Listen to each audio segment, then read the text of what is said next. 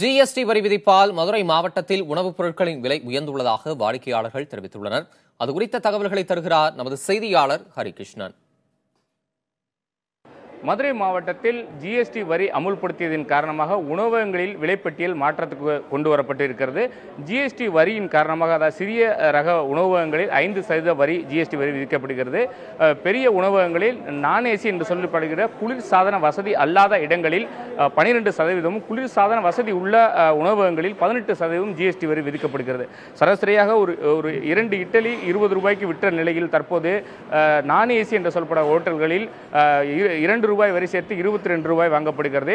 அதே குளிர்சாதன வசதி உள்ள இடத்தில் 24 ரூபாய்க்கு விற்ற இட்லி தற்போது 28 ரூபாய்க்கு விற்கப்படுகிறது. அதே நேரத்தில் தோசை 45 ரூபாய் நான் ஏசி உணவகங்களில் விற்கப்பட்டது.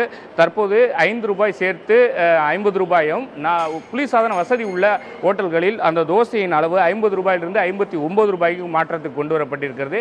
வெரைட்டி ரைஸ் என்று சொல்லப்படுகிற தயிர் சாதம், லெமன் சாதம் போன்ற உணவு வகைகள் தற்போது 45 ரூபாயிலிருந்து 5 ரூபாய் சேர்த்து 50 ரூபாயாக குளிர்சாதன அல்லாத ஹோட்டல்களில் விற்கப்படுகிறது. குளிர்சாதன வசதி உள்ள ஹோட்டல்களில் தற்போது 50 ரூபாயிலிருந்து 59 ரூபாய் ஆக்கப்பட்டிருக்கிறது. உணவு பொறுத்தளவுக்கு, அதாவது சாப்பாடை பொறுத்தளவுக்கு 80 ரூபாயிலிருந்து 90 ரூபாய் மாற்றத்துக்கு உட்பட்டிருக்கிறது. இதே குளிர்சாதன வசதி உள்ள உணவகங்களில் 120 145 ரூபாயாக மாற்றப்பட்டிருக்கிறது. புதிய தலைமுறைக்காக மதுரையிலிருந்து ஒளிப்பதிவாளர் இந்திரகுமாருடன் ஹரிகிருஷ்ணன்.